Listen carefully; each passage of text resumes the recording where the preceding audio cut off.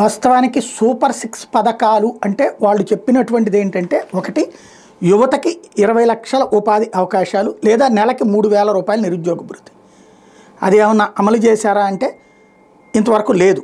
అది చేస్తారు అన్నటువంటి కాన్సెప్ట్తోనే నడుస్తుంది. ఇది నెంబర్ 1. రెండోది వచ్చేటప్పటికి స్కూలుకు వెళ్ళే ప్రతి విద్యార్థికి ఏడాదికి 15,000 రూపాయలు. అది ఈ ఏడాది ఆర్థిక సంవత్సరం నుంచి ఇస్తామంటున్నారు. ప్రతి రైతుకి ఏటా 20,000 రూపాయల ఆర్థిక సహాయం, అది ఈ ఏడాది నుంచి ఇస్తామంటున్నారు. ప్రతి ఇంటికి ఉచితంగా ఏడాదికి 3 గ్యాస్ సిలిండర్లు ఆల్రెడీ ఇప్పుడు రన్నింగ్లో ఉంది. 1 సిలిండర్ ఇచ్చారు. నెక్స్ట్ ఇయర్ నుంచి 3 ఏడాదికి ఇస్తామన్నారు. ప్రతి మహిళకి నెలకి 1,500 రూపాయలు ఇవ్వలేదు. అది ఇంకా మాట్లాడలేదు.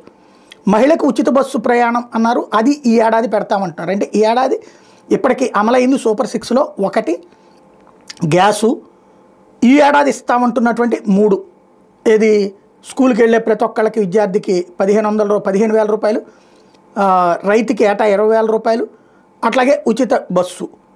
ఇంకా 2 పెండింగ్లో ఉన్నాయి. ఒకటి యువతకి నిరుద్యోగ భృతి, అలాగే ఏదైతే ప్రతి మహిళకి 1,500. అవి మరి నెక్స్ట్ రాబోయే ఏడాదికి ఒకటి చొప్పున ఇచ్చుకొస్తారా లేదా లాస్ట్ ఇయర్ ఇస్తారా చూడాల్సి ఉంది.